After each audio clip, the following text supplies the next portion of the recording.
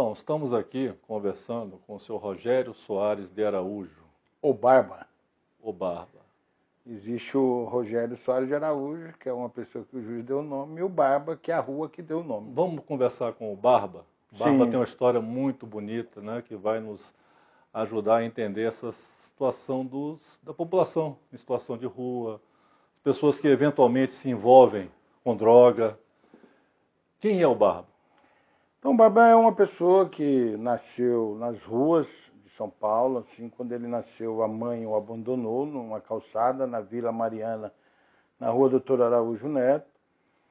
Ele foi encaminhado para a FEBEM em 71, onde ali ele ficou por algum tempo e ele precisou ser transferido para um outro orfanato em São Paulo mesmo, no interior, em Cajuru. Sim. E para isso, essa criança, ele precisava de um nome. Sim. E aí o juiz dá o nome, aí começa a surgir o Rogério Soares de Araújo. E aí eu começo a ter uma identidade e ser alguém perante a sociedade. Eu passo por 3 orfanatos, né? Passei pela FEBEM, assim, quando eu nasci, a Fundação do Bem-Estar do Menor. E aos meus 12 anos, 10, 12 anos, eu começo a me entender e começo a preocupar. Por que dia de visita as tias levavam eu para a casa delas para passear enquanto todo mundo recebia visita? E nisso eu aprofundo nessa história e descubro que eu não tinha pai nem mãe, fui abandonado. Eu me revolto, vem uma revolta muito grande. E aos 17 anos, quando eu me descubro nessa minha ida de um orfanato para o outro, chegando em São Carlos, eu fiquei uns 6 meses, e aí o Rogério começa a trilhar o caminho da rua. E o Rogério se entra na vida do crime, lá em Itaquaquecetuba, e começa a viver a vida do crime sem documento, foragido do orfanato, e o Rogério começa mesmo a se envolver no mundo do crack em 1989. E perco o meu trabalho. E aí eu me vejo num muro sem saída e falo para mim, da rua eu vim, para a rua eu vou voltar. O Barba, quando ele chega no plano piloto, que ele conhece o setor comercial, ele se apaixona por aquele pedaço. Por quê? Porque ali eu tinha de tudo. Tinha comida, eu tinha dinheiro, eu estava dentro de uma cracolândia, era aquilo que eu realmente queria. Então, Barba, nesse momento aí, você está chegando no setor comercial sul, se encantou pela região. Nós estamos falando sobre pessoas em situação de rua, pessoas que se envolveram com droga. Nossa conversa não pode ser aqui no gabinete, não. Eu te convido a você ir lá comigo, né, e ambientar, nos dizer realmente o que é a vida na rua, né, os encantos, os desencantos da rua. Me acompanha? Sim, vamos lá. Vamos lá. Por favor.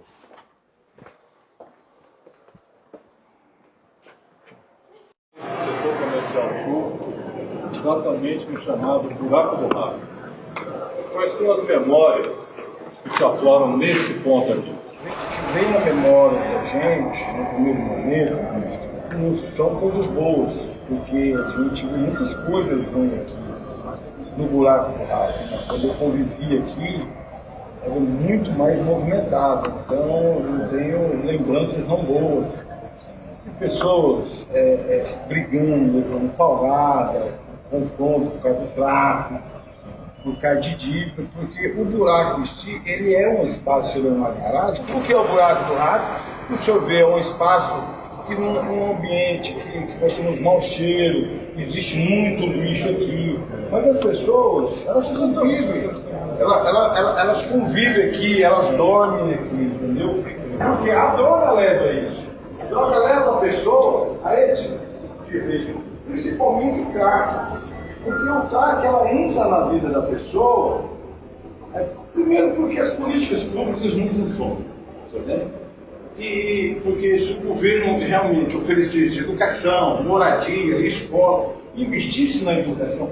Mas quando eu falo na educação, eu falo na prevenção, porque a gente tem que entender que é muito mais barato o governo trabalhar a criança do que o adulto. É muito mais barato você não deixar a pessoa ir para esse mundo do que você retirar essa pessoa. Para evitar que chegue aqui. Para evitar que chegue aqui. Porque quando eu me cheguei aqui, eu cheguei aqui em 2010, 2011, que eu vi corrido de Caratinga para cá, eu me entusiasmei. Por que eu me entusiasmei com esse lugar? Porque eu me identifiquei.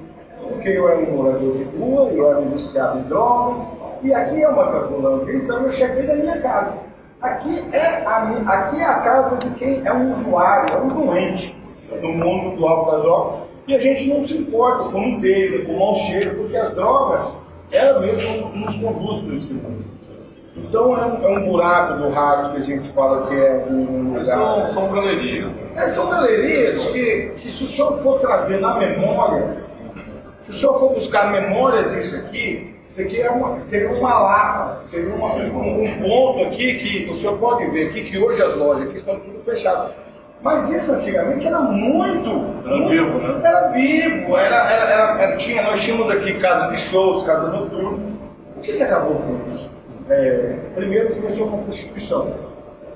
Quando começa com a prostituição, o tráfico começa a dominar. E quando o tráfico começa a dominar e as autoridades não tomam a sua providência, por que a gente fala de uma Cracolândia? As pessoas às vezes não entendem o que é uma Cracolândia. Por que se nasce uma Cracolândia? Como se nasce uma Cracolândia?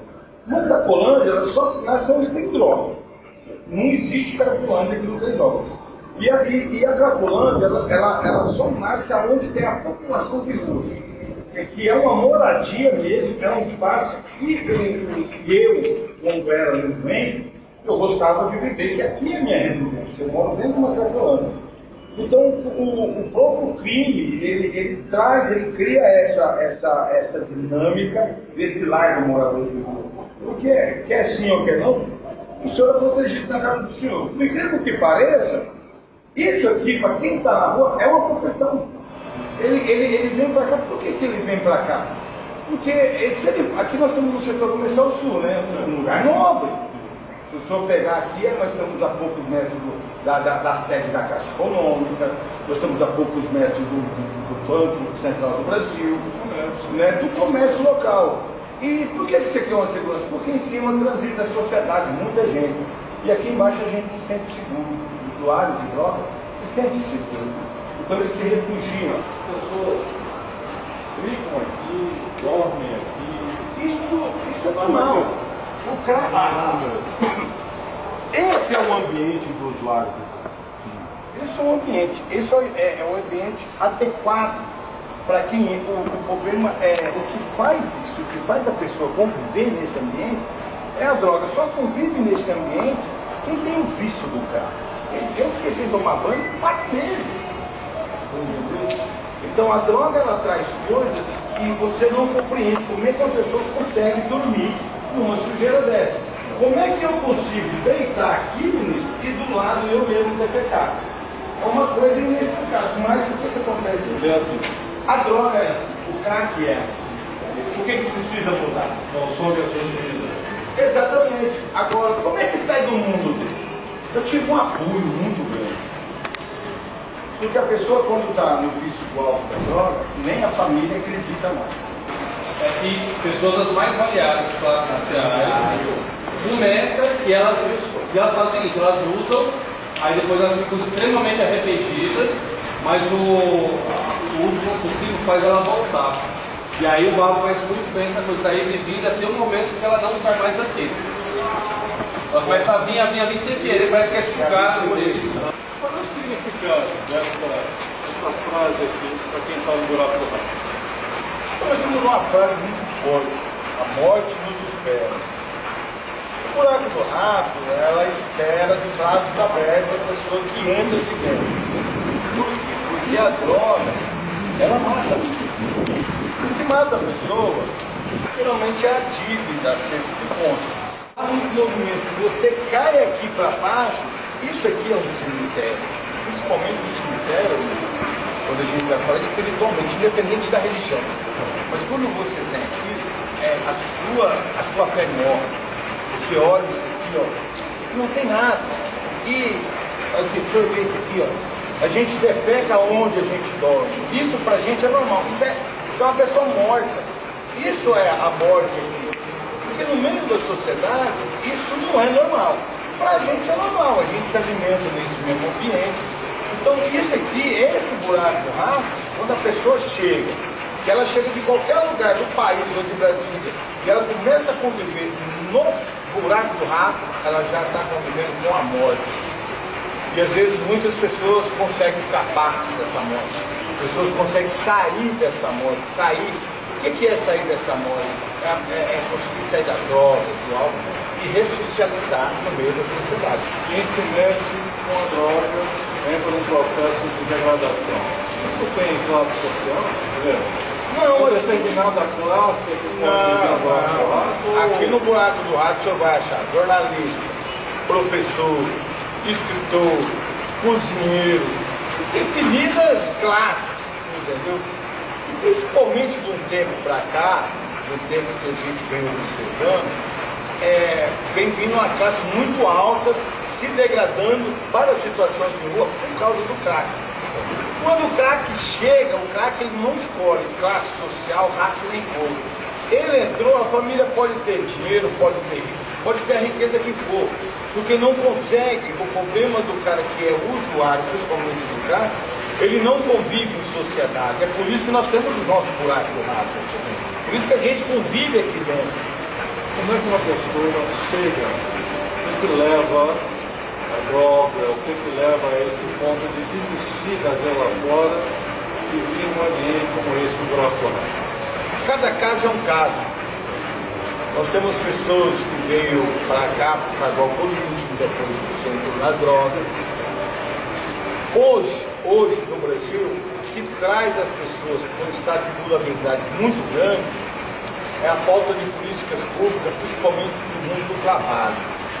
A pessoa perde o trabalho, ela não consegue pagar o aluguel, nem água, nem luz, ela vem conviver na rua. Quando ela vem conviver na rua, mesmo que ela não tenha nenhum vício, a rua vai determinar esse vício para ela. Porque dormir debaixo de chuva não é para qualquer um. Dormir com frio não é. Como é que você enfrenta a noite fria? Com droga, com álcool. Eu tomava álcool de poço. Mas eu tomava álcool de poço por quê? Não, que era porque eu sabia que ia me deixar eu bebão, álcool de poço de gasolina. Porque eu tomava um litro, porque eu sabia que eu ia cair em qualquer lugar, porque eu fazia sol, chuva, frio, que eu não ia sentir. Essas paredes dizem muito. Aqui, Nós temos uma que falou da morte, né? falou da morte. Olha só. Vamos chegar mais perto. Vamos chegar aqui. Fala. Quanto tempo a gente tem para realizar o nosso sonho? O tempo não somos nós que fazemos. Então, quem faz é.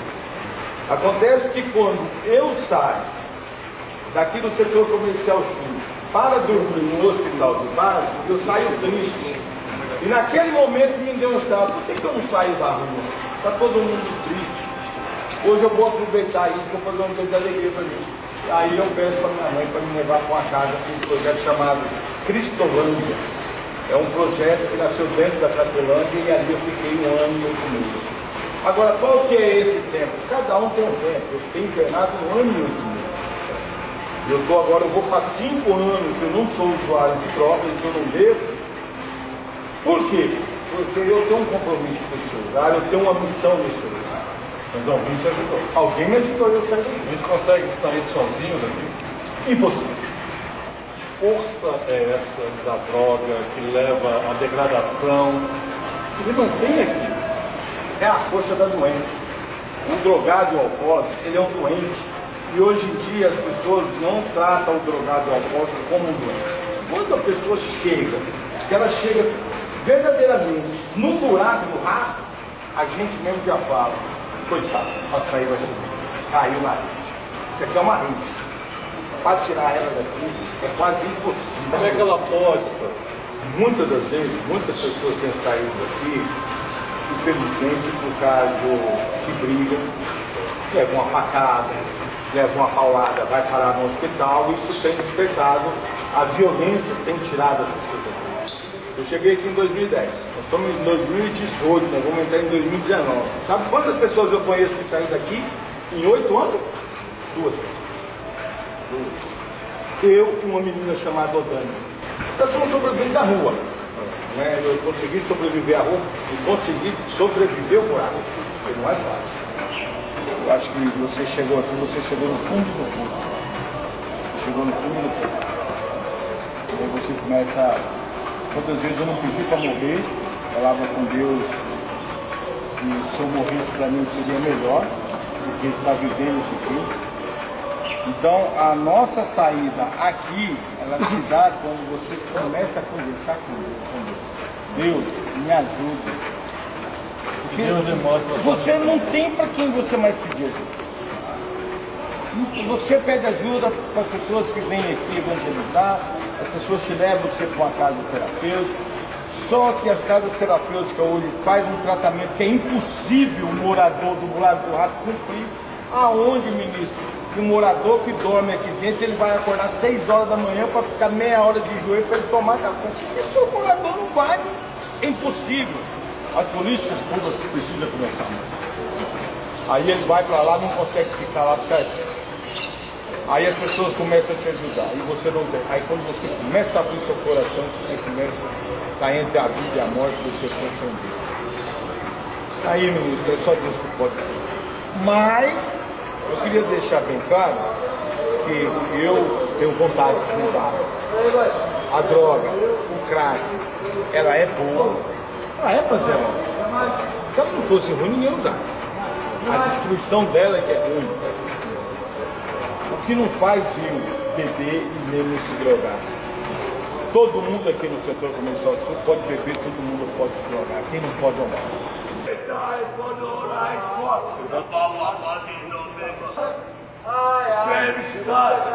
Meu pai já morreu. Eu tô ligado. A química, ela tá no meu sangue. Ela tá no meu sangue. Eu sou um doente. cada dia uma vitória. Exatamente. Então, volto a lhe dizer, nós que somos do bem, somos mais, mas vamos seguir em frente. E sair do buraco do rato é sair da escuridão para a luz.